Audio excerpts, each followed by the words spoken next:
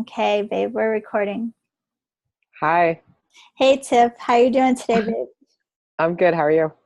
Honey, I'm tired, to be I quite know. honest. I'm so tired. Last week was a tough week Yeah. energetically, in Yeah. addition to watching our minds and mapping them. Yeah. I was think about it too. Last week, well, like I guess so 2 weeks ago now, we launched the Mind Body Energy Project. So we did Hmm. the mind mapping, we did the follow-up, and then last week we had the full moon, lunar eclipse, plus Mercury went retrograde, and it was just a busy week. It was It just was.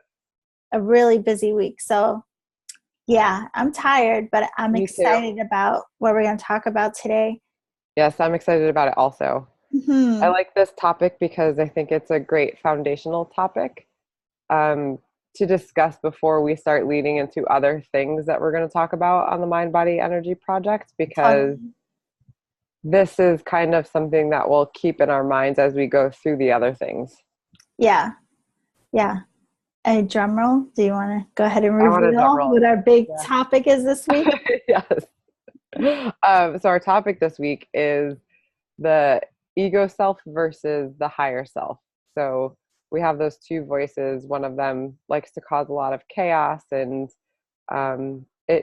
it has a purpose, but it sometimes doesn't know its purpose, and we need to rein it in, and that's our ego. And then the other one is our wise, all-knowing spiritual self or higher self, Hmm. which is what we're basing this project around essentially, is to get to really know that higher self, right? Because by knowing the higher self, we know ourselves, then we know what our own truth is. Well, even what you're just saying, just from the introduction, I think it speaks so much to like what all of us experience. So, like that ego not knowing what purpose is and us questioning and wondering and wanting to make sure we are, that big question like, what's my purpose? Am I living into my purpose? We all ask Yeah. this, but then there is that other part of us, the higher self, that always knows, like, Right. that always knows. um, but yeah, so anyway, yeah, I agree. Like it's a really important part or component to all of this work because it's the part that causes like our inner conflict, our inner Hmm. battle, like the angel devil on the shoulder. So Yeah. I yeah, like to picture it as like the higher self is some super old sage that's just been around sitting on mountaintops, like meditating and levitating, and just knows things, and the ego is like this teenager, yeah, because we know how teenagers are. yeah. It's funny.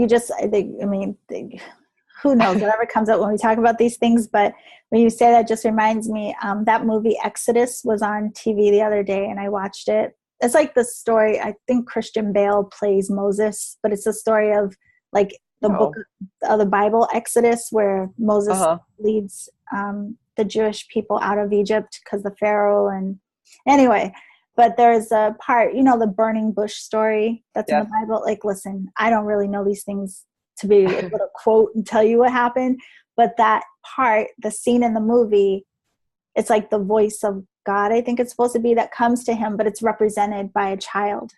So it's like Oh, this, yeah, interesting. the wisdom that comes in to actually speak to him. He sees it as a child. Hmm. Mm-hmm. Anyway, so Well, yeah, so but okay. our ego and our higher self, I think it's such a big thing for people to even acknowledge that they have these various aspects of themselves. Right. Like how many of us like do have that back and forth, push Hmm. and pull, tug of war, and then we end up beating ourselves up because of that tug of war. So Yeah. I want to ask you, just so it's like very like basic and relatable for everyone, Hmm. how do you notice yours? Or like, was it something, when did you start recognizing it, and how do you even tune in to either? How do they show their faces to you? Well, I started recognizing that there was a difference when I started to get into this work. Mm-hmm. And I think mainly Reiki, especially, Yeah. um, because, and actually, what I was going to say before is that we start to identify with our ego as kind of the end all.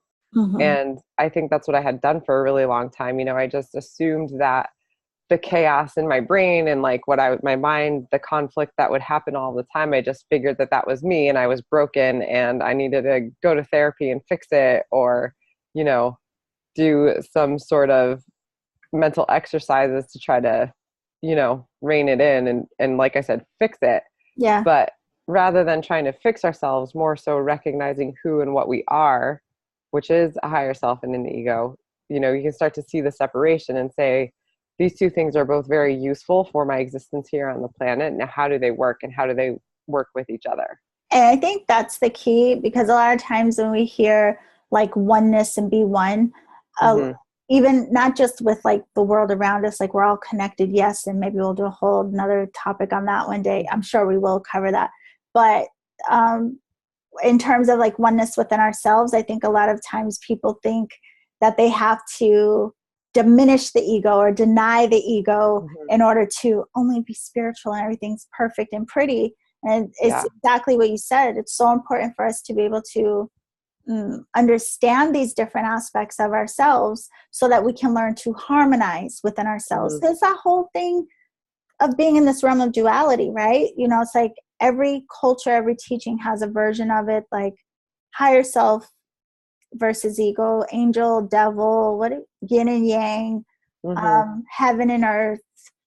What did we call it? Energies. What are the two? Light and dark. Ooh, ooh, honey, wake up. Yeah, but even like in you, like you are very much focused on the chakras. I mean, even it's depicted in that where we have like the lower chakras representing like our Yeah. earthly matter and earthly concern, and then the upper is the spiritual and the heart is the bridge. Right. But anyway, yeah, it's like all of this comes down to finding balance and harmony in ourselves.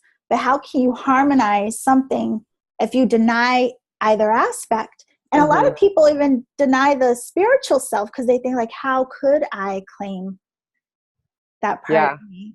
Mm-hmm. Yeah. That's an interesting topic in and of itself too, you know, Yeah. denying the higher self. Um, Did you because have that? Did you ever what, experience that? Like either one denying ego or denying the higher self? um,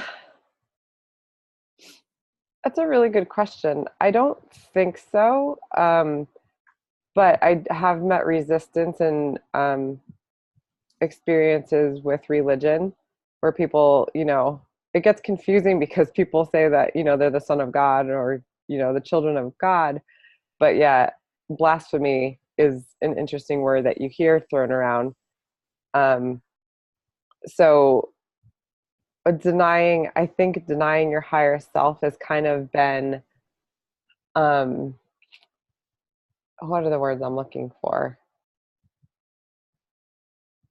It's been a little bit overused in the sense where people are like, they don't want to be blasphemous, so they say that they don't have a higher self, and then they're serving something that's greater than them, but they're not really looking where that's coming from necessarily.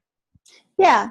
It kind of, that reminds me of like, what if we think of like source, God, higher power, whatever you call it, if we believe that we are all of this divine spark, this source, this energy, if we believe that we're all one and part of it, but then we're denying that we are an aspect of that, it kind Yeah, of reminds me of, on just like a material level, denying your parents. Do you know what I mean? Like you came out of your mom, but you're going to try to yeah, deny that you have like her DNA. Like, how does that work? right. You know? Yeah. Well, and that's an interesting segue to the ego, right? Because it's our ego that likes to do those things because it Yeah. picks and chooses. Yeah.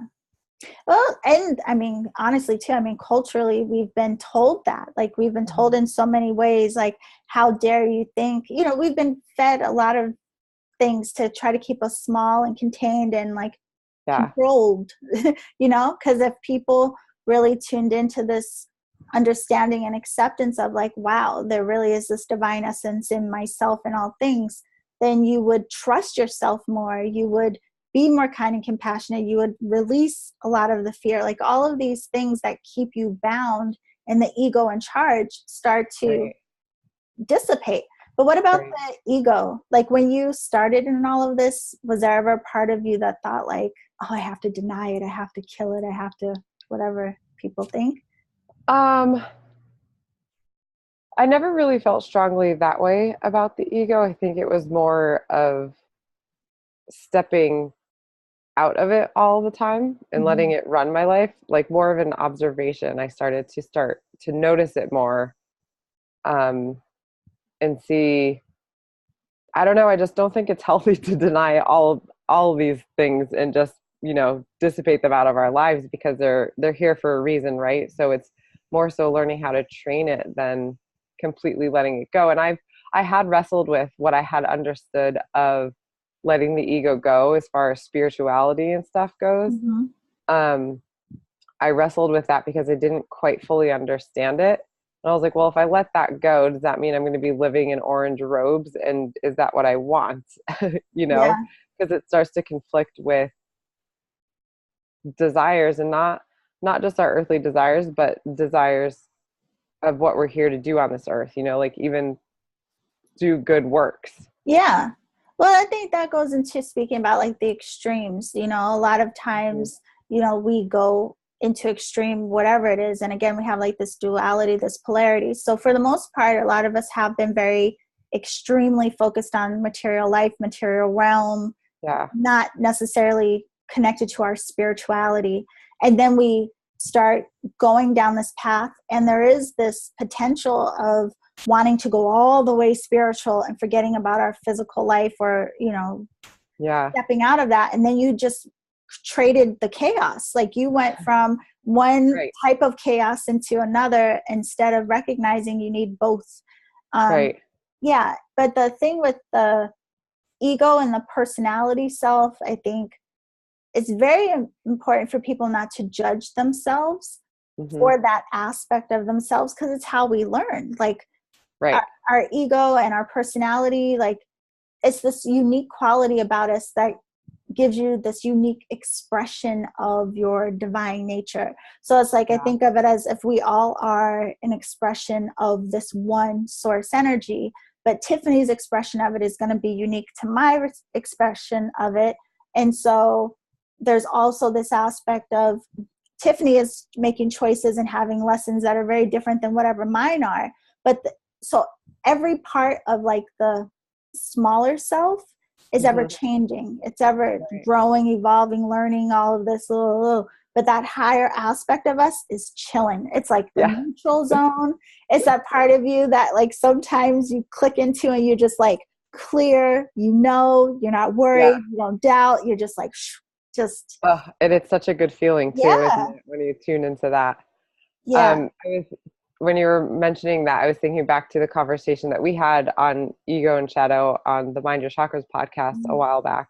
Mm-hmm. And we were talking about how the ego it's necessary. If we didn't have it, it's kind Yeah. of what tethers us to the planet. Mm-hmm. And if we didn't have it, we would have no drive, we'd have no sense of purpose, Mm-hmm. for whatever we've created that in our minds to put us here to learn our lessons.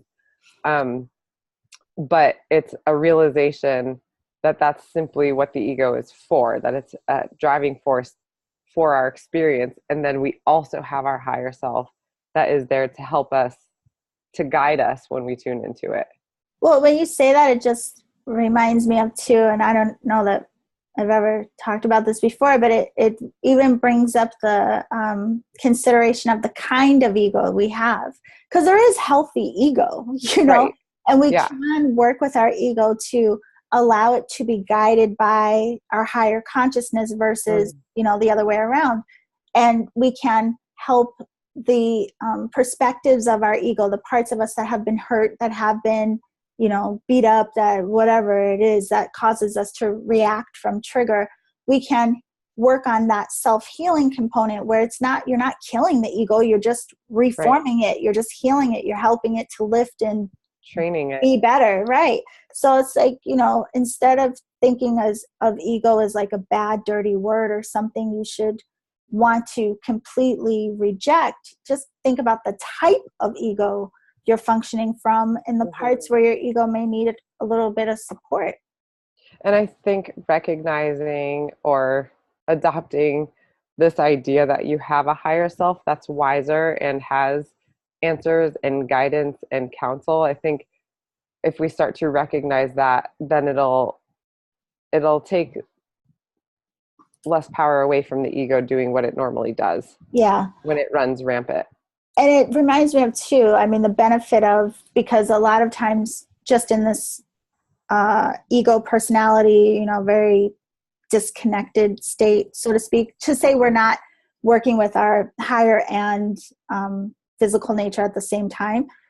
A lot of times we're then just functioning from our emotion and our analytical mind and all of these perspectives that may be stemming from like past experience and again, old hurt and all these things we hear. But when you allow yourself to tune into these different aspects of you, you also open up the possibility of tuning in more to that intuitive mind and, you know, bringing that into balance and harmonizing like analytical mind and intuitive mind, intuitively being guided to help support your conscious choices that you're making. So it's interesting how these aspects of us do work together, but we just haven't been told to pay attention. Right. So when were you told to start paying attention, or how did you find that? The same as you, I would say. I mean, because Reiki is what kind of put the mirror in front of me very loudly, because prior to starting with the energy work, I felt justified in my ego. You know what I mean? Like if someone did something to me and I reacted and I had a slick ass mouth, woo, and I would just, you know what I mean? Whatever my reaction was, I felt justified in it because I was just reacting to whatever you did that triggered me, or you know what I mean?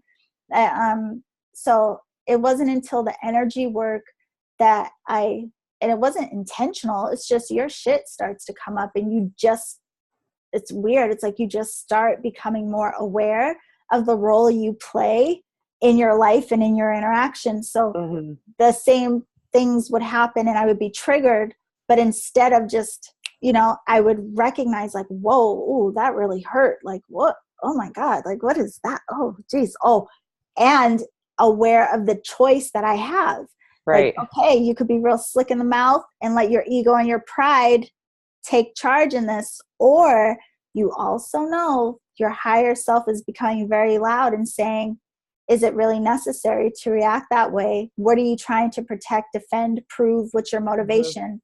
So I think that's what started it. And the big question that helped me to continue to work through it was that one question: what's my motivation? So anytime I felt myself about to be reactive to anything, I would ask, what's my motivation? And I had to be honest with myself. It was ego. You know, I had to make a choice. Which way am I going? Yeah. I think it shines a light too on the fact that we are the creators of our experience. And once we start to understand fully that concept, then it draws our awareness to what you were just speaking about, how we're reacting to things, and then how does it feel, not just in me, but out, the energy that's being put out into the world and in that interaction with that person or whatever the circumstance may be. And then also, there's so many ways my mind keeps going that I keep losing track of, but I'm trying to write it down. Mind mapping. Yeah. Gosh, I lost it. But shining a light on the responsibility of it, and recognizing that we are the creators of it, weighs a heavier concept on the fact that we do have this ego versus this higher self, and the ego can be trained and manipulated to act more in alignment with the higher self, rather than just saying, oh, I am this person who does these things because my ego does it, and like you said, to be justified in the things that are happening to me, versus because I'm not living from a higher space or, you know, managing my ego, then I'm actually responsible for creating what's going on around me. Yeah. And that's a big thing. My mind just went 10 different places too. I know it's hard. I know it is. It's really, really hard. But okay, I'll start with this one. So like with what you're saying, it reminds me of too, just being in observation, because, you know, we all, if we pay attention to ourselves, you'll start to recognize when you are acting or responding in fear, or, you know, because you want to have the upper hand, or you're Right. responding from old hurt, or you're responding from new hurt, whatever. If you really pay attention to you, which a big part of that is being present in your body. Have we talked about that yet? No, but I Maybe that can't wait should to. be embodied. So maybe we'll just touch on that a little later in this. But a big part of being an observation of yourself is being present enough and in your body to have an awareness of what you are responding or reacting Hmm. from. And I always kind of think of it as like, there's this higher aspect of you again that's like just chilling. Like there's a part of you that's like, we've got this, no problem. You're Yeah. just learning. It's no big deal, no judgment, whatever. Meanwhile, the ego's constantly changing, constantly like, oh my God, it's la. And this other part of you is like, hey, look the other way. And you're like, no. But Yeah. the point is, it's like always your choice. And once you give yourself that opportunity to at least start observing your behavior, then you can be very clear in the choice and the responsibility of your choice of which aspect of you is guiding you. Yeah, there was something And else. it's okay if the ego is guiding it when we make these choices, but The kind of ego. the But it kind just of comes ego, back yeah. to the kind of ego. Right. But if I mean, we can consciously choose to go with the ego that's not going to, lend its best hand to us if we make that choice. Yeah. But that, again, it's a choice. And the higher self is sitting back there going like, okay, when's she going to notice this, that she's living from her ego? When the chaos sets in, or when the drama happens, or when the physical ailments happen. Yep. Well, that's the whole thing, is like, just like you said, if we go with our ego is fine. If you're aware that you're making that choice, like I do it, there Yeah. are some times where I don't feel like it being in my higher whatever. And I Yeah. know, but I'm very aware that I'm making the choice to be, Right. like whatever my response may be.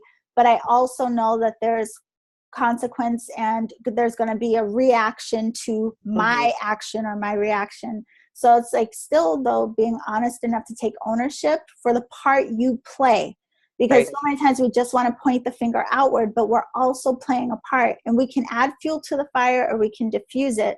But it also speaks to why so many times people feel like they're stuck in repetition. Like, Hmm. this always happens to me. Why? Oh, and this person always treats me like this. Well, maybe if you shift the way that you respond to them, it'll Yes. also create a difference in that interaction. So, I was just thinking about that. I was specifically going to one such incident in my mind mhm. where I went fully ego in the situation. And even, I mean, I didn't go full Scorpio ego. I just went full ego, because if I had gone full Scorpio ego, it would have been a lot worse. However, I still, I wasn't making choices for my higher self. And when I think back on it, I remember all of the pain and destruction that came with this specific incident.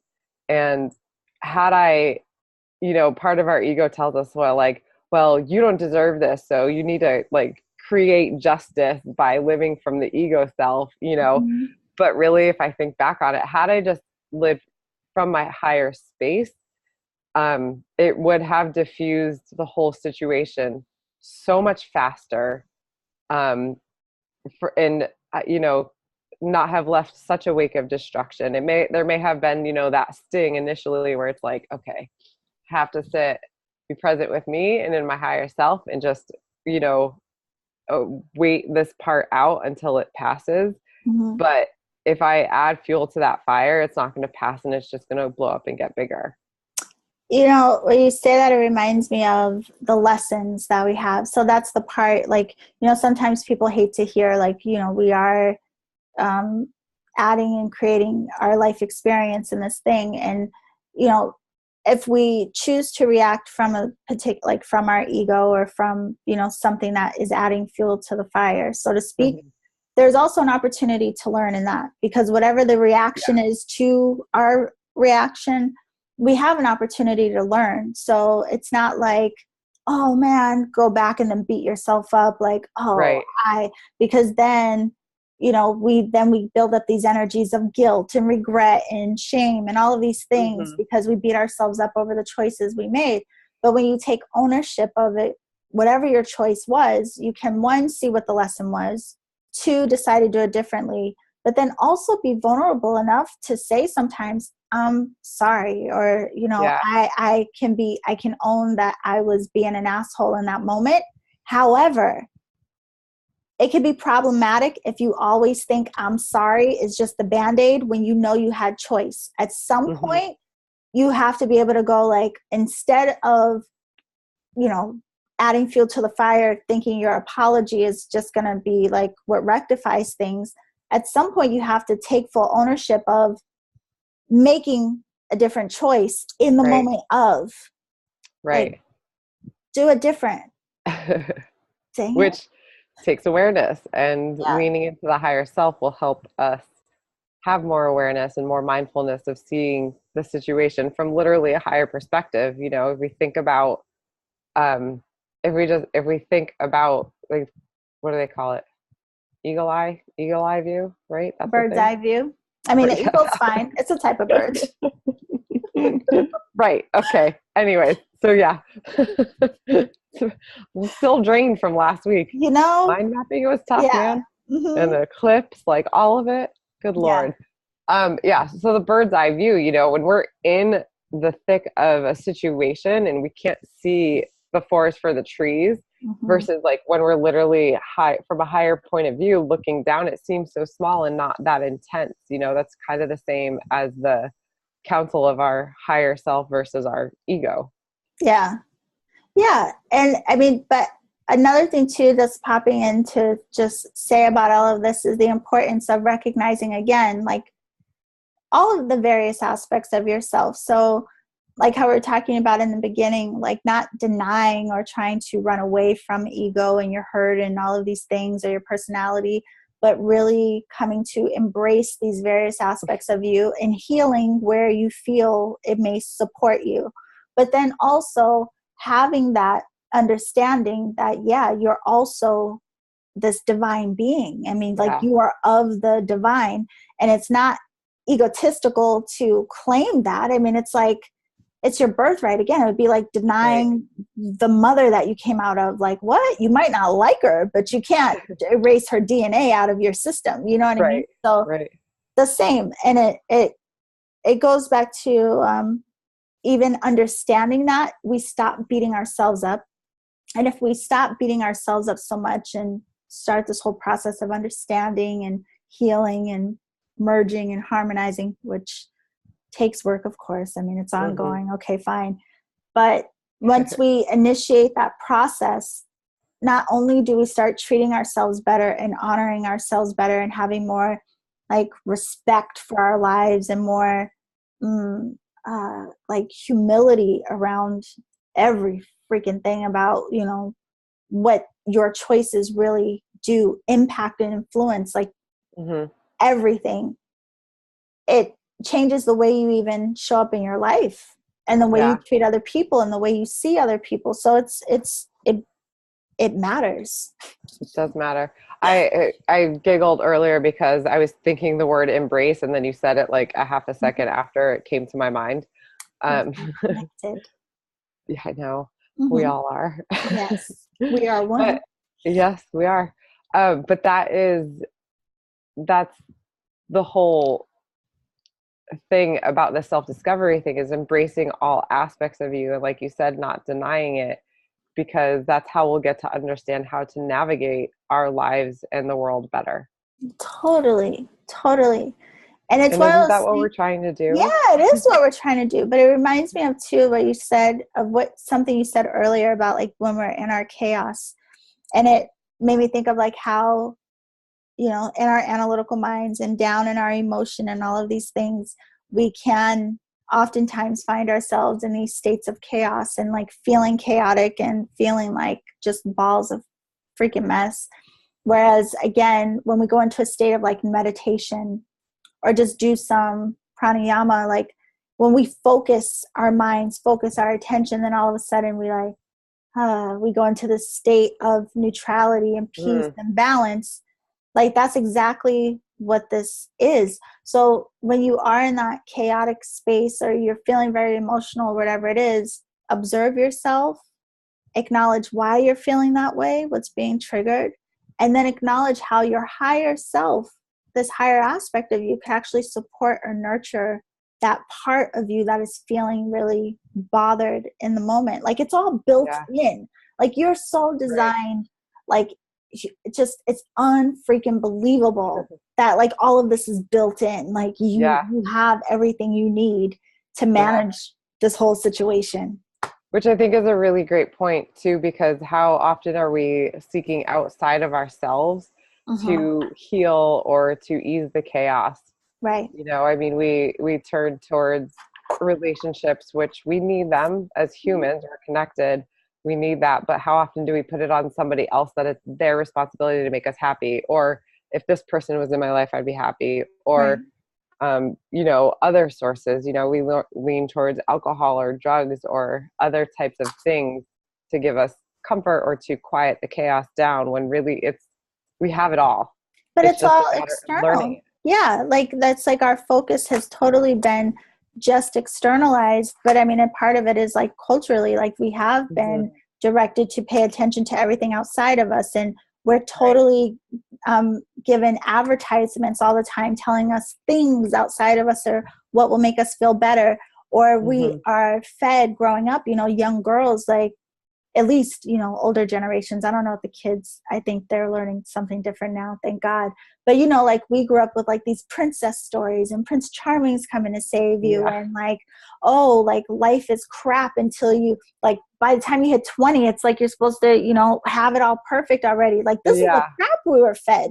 Right. And Totally. so it's like if you have been fed all of these things from such a young age, and then of course you're going to be in a state of chaos by the Hmm. time you reach adulthood, and none of that is true, or you tried so hard for all of it and it blew the fuck up. But if Yeah. somebody told you the truth that you had to manage in the internal, which would Mhm. then feed into and harmonize with the external, Yeah. man, can you And imagine? don't even get me started on the chaos that's been created of us relying on modern medicine, Yeah, which, again, don't get me wrong, there is a place for it. And purpose. at least in the West, we're very good at emergency medicine. But Yeah. I'm very passionate about, how we're being so disempowered and disconnected from our physical bodies, which are self-healing. And we're just thrown all these pharmaceuticals or these fad diets or all these new things, that they're like, just try these, rather than sitting with yourself and being like, okay, what's actually happening with my body? What does it need? How do I tune in to become aware of that? Yeah, and it goes back to, again, like we've only been taught or guided to focus on the external as Right. well as like quick fix, and the external not tuning into the body. So a lot of times Hmm. when people think like, oh, if we're only been taught about the material and the external, that includes the body. No, the hell it hasn't. Like, yeah, we are told maybe Yeah. this, or you should eat healthy food, or you should stay hydrated, drink water, or you should exercise, but nobody told you to tune into the body, Right. to listen to the body, that your body literally is stored with like all kinds of information, emotions. It's talking to you all the time. Like Hmm. your back being hurt isn't necessarily just, just a random thing. Like you're holding on to stress that the body is trying to relay a message to you about, on top of, it's not just, taking some, I'm trying to use a generic name, Muscle relaxers. ibuprofen, Oh. yeah, or something to take it away. You may Yeah. be actually holding on to something emotionally. So that's again why all of this work is so important, because it helps us to understand the full picture of who and what we are, so Hmm. that we can maintain and take care of ourselves in a more like full-bodied way. Yeah. And I'm sure that you'll agree with this as well. Going back to when you asked me, when I tuned into my higher self and started recognizing the differences between the two, Mm-hmm. it more so was for me curiosity. I started reading like all these spiritual books or like ancient doctrines of different types of ancient religions, or diving deep into yogic knowledge. I became fascinated with it, and I was like, I'm like, what are they talking about? What is this levitation thing? Not that I'm going to like move up off my couch right now. I don't know that I'll ever get there in this time period, but these stories come from somewhere. Yeah. So becoming curious about like, well, what do these even mean? It's not, maybe it's some fantastical story, but again, that's a thought that originated from somewhere. Well, I It think sounded human. what you said, it reminds me of what you said on the first podcast we did, was like staying open to possibility. But Mm-hmm. also, I think how can you deny these stories or these ancient teachings and philosophies, but even with like mythology from all Yeah, different cultures, all right, different cultures, they all have stories that are the same freaking story, just right. with different names of characters. There may be slight variations that, of course, may have translated or made more sense for that particular culture. But ultimately, it's the same freaking story. And Yeah. all of them have stories that talk about us, again, balancing this inner duality, Mm-hmm. balancing and harmonizing these aspects of ourselves, and like finding union, oneness, all the whatever you call it, within ourselves, the yin and yang, yeah. Yeah. So even if you tried to say like, oh, it's some BS, okay, maybe, but Yeah. let's Could just very well say be. it could very well be. But But if you try it on, how does it feel? and why would all of these different cultures have come to the same conclusion? Right. And when we're talking like ancient civilizations had the same freaking stories, culture to culture, Yep. just with a different cast of characters. And wouldn't you have thought it would have been debunked by now? How about that? Yeah. And if you play with these things, that's another thing too. I think experiences the most important component. It's like, don't believe me or Tiffany, like if you want to. Yeah. But the best way to really know is start to have these considerations for yourselves, but Yeah. start to apply some of this. So if you really did give yourself an opportunity to go, I wonder if what they're talking about makes any sense. Let me observe myself this week. Do I notice there's a part of me that's like batshit sometimes? Do I notice there's a part of me that's like peaceful, chill, and not worried about a damn thing? Oh my God. You'll start to realize you have like 10 different aspects to yourself, but then take it to the next level of which part of you are you functioning from at any given time? Which part of you are you making choices from at any given time? And there you go. You're like doing the work. Yeah. And then to see how much responsibility you have in what you create, and then moving forward and seeing what it is you actually can create. Mm-hmm. Do you ever have a hard time telling that? I don't know. I'm asking you that. I know the answer is no. I mean, it's like you can't even, Well, wait, I want to once see you if it's start, actually, because what's the like I question? was going to say, like now where you are, like, do you ever have days where you're like, I'm so unsure of what part of me I'm functioning from? It's not clear. Like, fuck no. Like, it starts screaming at you to where you can't deny it. Like, Yeah. like even before stuff comes out of your mouth, it's already like Uh-huh. you know exactly what you're Yep. doing. Yep. We Yeah. have like a little committee up there that's like, that's where we're going to Mhm. function from. And the rest of you can sit down and be quiet because that's what we're going to do. But it We'll takes pay some for it, serious but we'll discipline. learn. Can you talk about that? Because I mean, truly, again, like we say all this stuff, and I think we should even share like our own examples of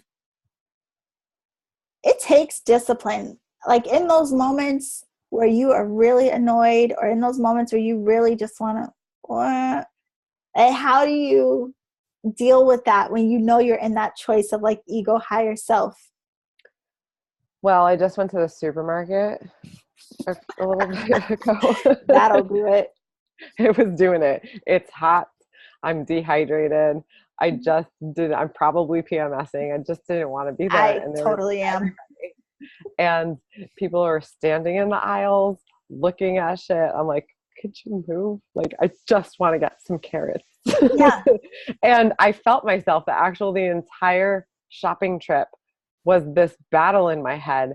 And what came out of it, mostly that I could see tangibly, is that I felt like shit. Like Mhm. my body, my mind, I was like, I wanted to crawl out of my own skin because I was irritated with the way my ego was behaving and causing me to Yeah. feel. Um, That's so had crazy. I caught myself in the middle of it and had chosen not to ride the wave of my adolescent ego, Yeah. I could have in that moment caught myself doing what I was doing and then recognizing how it was making my body feel, how it was making my energy feel, which was not good.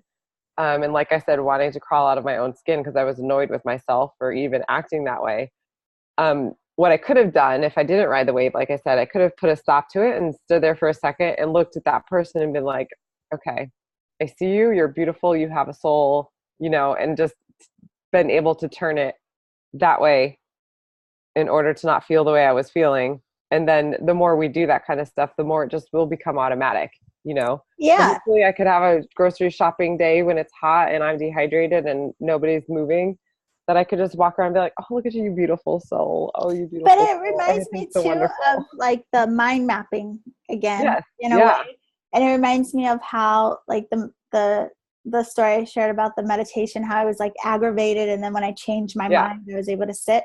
But the same, like we get so aggravated with everything, like driving. I mean, people road Mm-hmm. rage is serious, and people get Oh, yeah. so annoyed, like they will lay in on their horn Oh, just yeah. to let you know you pissed them off, even if Right. like nothing really happened. Yeah. And yeah, and I always think of that now. I've never been a road rager, but I do think about it more now when I see it of like, what if you just said it's no big deal, you know? Yeah.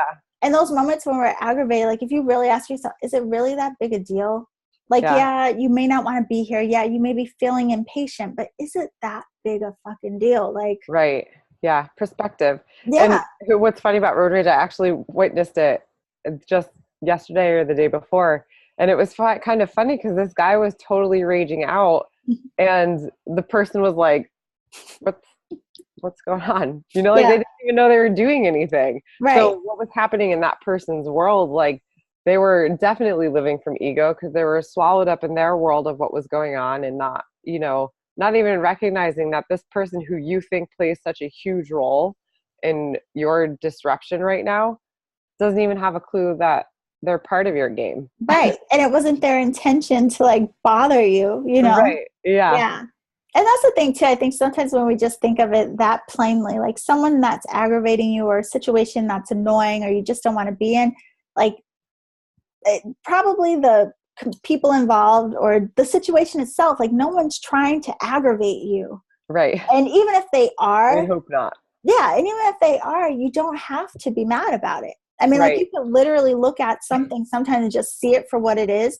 Like I've had encounters with people where I know they're trying to push my buttons or I know they're Mhm. trying to be shady or, something. And I literally look at them and I nod. I'm thinking like, it's really interesting. But I don't give a fuck. Like I won't feed into it. Now, I mean, Yeah. if you catch me on a wrong day, like, yes, I will. But for the most part, I just observe it, just like, oh, it's interesting. Like, look at them trying to work something out. Yeah. Interesting. Because when we map our minds Mm-hmm. and then we recognize where we're responding from our higher self or from our ego, then we can do that. Because what you're saying, I'm sure a lot of people are listening being like, oh God, well, she's really good at that, I'll never be able to do it. But when Mm-hmm. it takes practice, like as Choice and we responsibility. choice, responsibility, practice, discipline, Mm-hmm. it can be done. Yeah. But a lot of people don't want to make the choice and take Effort. the So can you responsibility. talk about that? Because I think sometimes for some people, someone just said this to me recently, actually.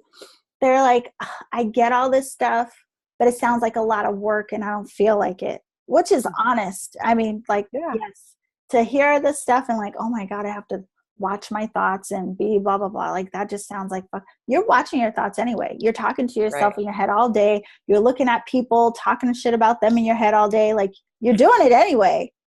You just do it in a way that's supporting you. But when people come from that lens of like, man, this seems a lot, like like who's going to do all that? How would you respond to that? And how have you managed it? Like, does it feel like too much to you sometimes? Oh, yeah. A lot of times it feels like it's too much. Mm-hmm. But what I always come back to is that because I've spent so much time cultivating this self-awareness for whatever reason, however that was spurned upon me. It just became a very integral part of my life. Yeah. So there's no going back from that. I'm self-aware. Um, and so because I'm so tuned into myself, maybe a little bit too much sometimes, that can happen too. Maybe not too much. It's just the way that we tune in Yeah. can be a little haywire. There's just little refinements we need to do. So there's figuring that out too. So there's no going back from becoming self-aware. But once you become self-aware, you start to notice, is this making me feel good? Or is this creating the outcome that I want? So anytime I come up against that where I'm not feeling good, or there's a dissonance between what my truthful intention is in something Mm-hmm. and what's actually happening, then that it forces me to have to do the work. There's no Right. other way to bridge that gap than doing the work. So if there's a dissonance between what my benevolent intention is and how I'm feeling shitty, I have to bridge that, and the only way to do it is to do the work. Totally. And I think a big part of that can be hard for some people, not everyone. Some people can look at their self and own it. Like some people just own their stuff. They do. But there are a lot of people that struggle with being honest with themselves, because they're still working with that part of ego that doesn't want to say I'm wrong, or, Yeah. doesn't want to feel small or diminished or whatever it is. But if you can, even if you don't necessarily admit it out loud at first, if you at least give yourself the benefit of being honest with you, just start with that. Like really being an observation of yourself and acknowledging like, man, yeah, I could have handled that better. Or, okay, yeah, I recognizing again your contribution, because, there's a lot of tendency to just want to point the finger, but start going like this, like redirect it, especially if you catch yourself blaming someone else, turn it right back around. Even if you don't say it out loud, practice in your own mind looking at, how did I contribute to this? What was the role that I played? What was my part in this and why? What was my motivation? Why did I respond? Like all of these things. But honesty is everything. Because if you lie about it, even to yourself, you're never going to get anywhere. So let me ask you this. What would make a person want to have to start being honest with themselves? If they seriously want to change. Right. I mean, some people don't want to change, and they'll stay on that hamster wheel of just like banging their head against the wall, and they'll keep with their stories of like, oh, everyone's against me, or oh, like whatever their story is that they always say again and again, they're going to stay in that loop until they decide to be honest about it, because they're the common denominator. Like we're participating in our lives. Like you can't just say it's everyone else. You are also an active participant. So, I mean, you could keep denying it, but you're not going to see the change that you want until like sometimes, something happens and like really kicks us in the butt. And something always does happen. There's an evolution to everything individually in the microcosm and in the macrocosm. So, if somebody isn't changing, but you changed and you decided to walk away from that somebody, they may still be stuck in this cycle, but the follow away will keep happening, or people will keep showing up for them to eventually want to make that choice to be honest with themselves and make a change. Yeah. But you don't necessarily have to be a part of that equation anymore if you've made the choice to go be honest with yourself and change a factor too. But two people who aren't being honest with themselves and who aren't choosing to make changes on the hamster wheel, that's a sticky situation to be in. Oh, totally. And it reminds me of two things. One of the things you said, it reminds me of the fight. Like part of this is that, you're constantly fighting with yourself. Like even if you think it's everyone else, like, oh, it's me against them, or this Charlie gets on my nerves and it's me and Charlie. But really the conflict is with yourself, because you're the one that's staying in that conflict with Charlie. Yeah. So it's like what in you can be resolved or healed or transformed to where you find peace here, and you're really not that bothered by Charlie anymore. But another thing, someone I really care about just popped to mind, and they have been struggling with like grief actually for several years. But part of it, what I've noticed with them is that they've identified with their story, So even beyond the grief part, they've identified with their story of, you know, how they're grieving, because there's a part of them that feels like if they allow themselves to come out of that, like it's almost like betrayal. Do you know what I mean? So they are so attached to their story of like not healing to almost prove a point. Yeah. That they, you know, so I mean, but again, it's one of those things like, if you're not honest with yourself about the choice that you're making and what's going on with you, you may stay in a loop of many kinds of things in your life without end. And that's, you know, that's a perfect example of why we tune into our higher selves. Because once we do, we recognize that, one, the ego is the one that makes up these stories, because the ego is the one that wants to have an identifying factor. Right. It needs that. It clings onto it. But the ego needs to be trained by the higher self to show, like, that's not necessary, ego. Like, sit down, let me tell you, you know, it's you don't need to have that identity crisis of an ego where you're constantly trying to create who or what your story is. Because, like, as you've been saying, I think on the last few podcasts that we've done, the I am, that's it. It's a period after that. I am these other things. I am grieving. I am this story. I am that story. That's just the ego playing the part. Whereas the higher self just is, doesn't need those identifying factors. So if we tune into that and really sit in that space of peace and neutrality that we step into when we do meditate, or when we do fall into being very present, we don't need those other attachments. And then we can let those things start to fall away, because it's identifying with them is what the ego is doing. No, totally. And we identify with so many different things, like our roles. We identify with our emotions. We identify with our stories, all of these things. But at some point, you know, when you stop and just ask, like, why am I holding on to this as, you know, like claiming this as who I am?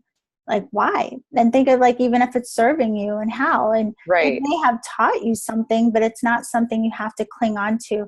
And it's kind of too, I mean, even with the grief thing, I just want to point out, because I mean, we all have lost people that we love. And I know it's like a really big one for people to come out of. And there is no like right length of time where someone grieves. But the thing is that sometimes we attach to not allowing ourselves to be happy after we've lost someone we love.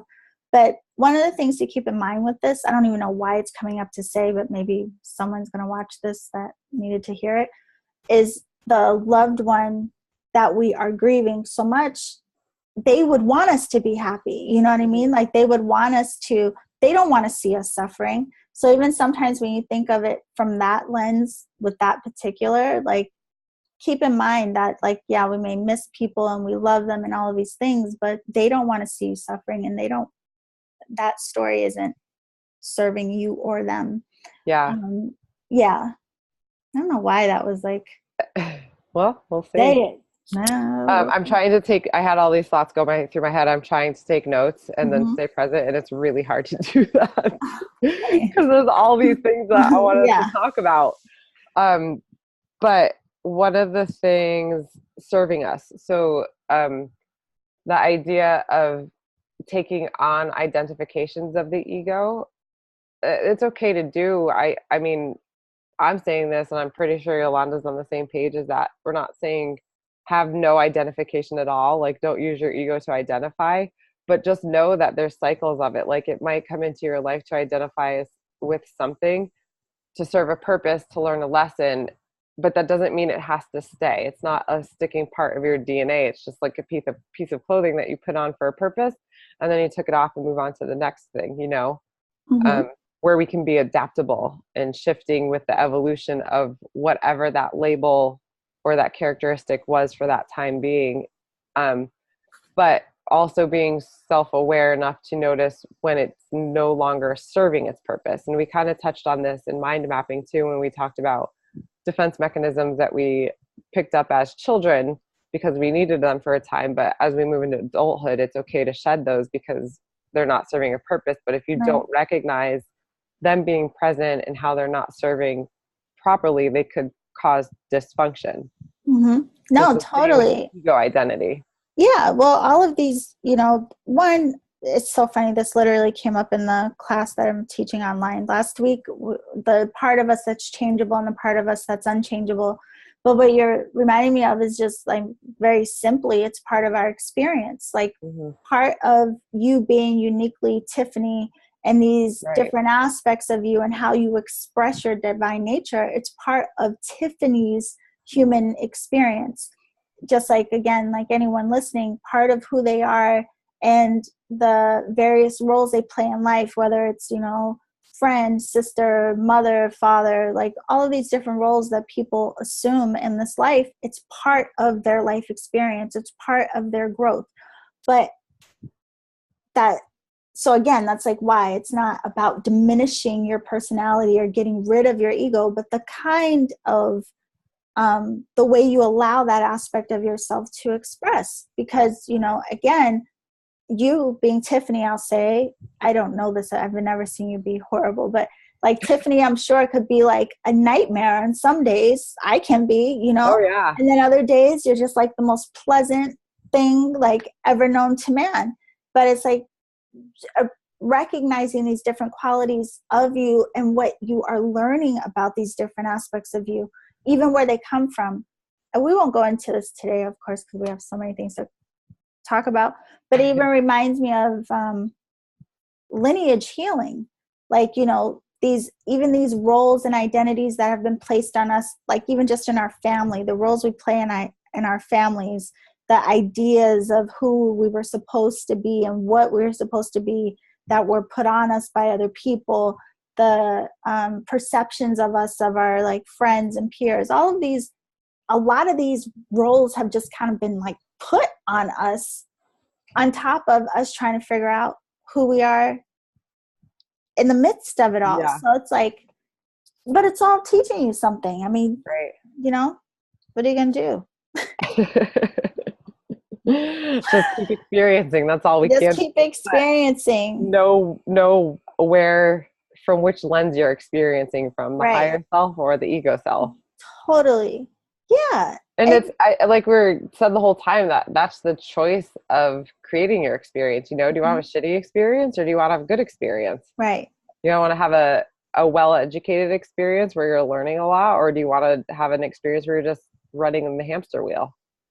You just reminded me of this too. Like I was thinking, but there is this part of us sometimes that wants like the little devious part of us that sometimes say, especially in an interaction with another person, and what you are going to say could push their buttons. And there's that like little devious part, like, it's almost like you dare them to like react to your reaction. Do you know what I mean? Oh, do I know what you mean? Of course like, I do. Test it. Like we're so tempted to test, like, oh yeah. Or like where we really want to pull a reaction or emotion out of other people sometimes just because we want to feel like they care, like proof of caring, even though it's like totally dysfunctional. Like there's so many reasons that we do these we make these really interesting choices. But again, if we recognize the motivation and why we do it, we can learn so much about ourselves and understand a lot about our own perceptions and our own wounds and our own all of these things. Because ultimately, all it comes down to is just about the evolution of you, like helping to lift that ego into harmony with that higher consciousness. Yeah, getting the frequencies to jive. Yeah. As you were saying that, it was making me think of how I don't know, I keep coming back to this idea that we are the creators of our experience. And when you're talking about pushing people's buttons, we will create the response. So if we're going to go from an ego space and create that response by pushing their buttons, we're creating that externally. Or we could create from the higher self and create peace in the situation by not pushing buttons, but not even just not pushing buttons, because that's still kind of an internal egoic choice, to say, I'm not going to push the buttons, but to even go beyond that in the higher self and think, okay, why do I want to push the buttons? I'm not going to push the buttons because that's going to cause chaos for them. It's going to cause chaos for me. So what should I really be doing? And then, moving into that namaste where it's, I see the light in you. I'm going to honor the light in you and honor it in me also, because we are one. We're the same thing, having experiences with each other. So why will I let my ego create chaos just because it wants to be devious? You just reminded me of how sometimes when you see two people arguing or something, and the one is just full of like, oh, they're so full of rage, but then the response that the other person gives them is just very like chill and like, oh, I'm sorry. And you see like confusion go over the face of the person that was upset. And it's like, it kind of, it takes some of their steam out, and they don't know what to do with it because they were so riled up. And sometimes, again, like it's like your choice and response or reaction can literally add fuel to the fire or diffuse. But, of course, it doesn't always work that way. There are some people, if you respond to them calmly, it just enrages them more. But that's their problem. Yeah. Can I just really quickly point out your ink pen? Like, how old school Bic is that? Is it?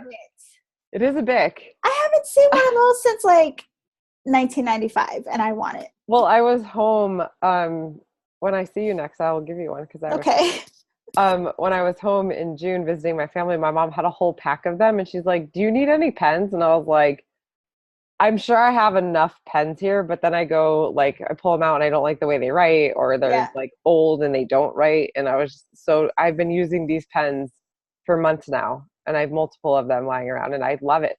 I want one, please and thank you. I will save you one. The most random things come out of this. Buy you a whole pack of them. I mean, I feel like I haven't seen them. I go to Staples all the time because I'm like I have to buy pens all the time, and I feel like I've never. I'll have to ask my mom where she got these. Yeah, because I wouldn't have been that excited. But I have to say, I know like one day too we'll probably talk about tarot because we have so many things to talk about.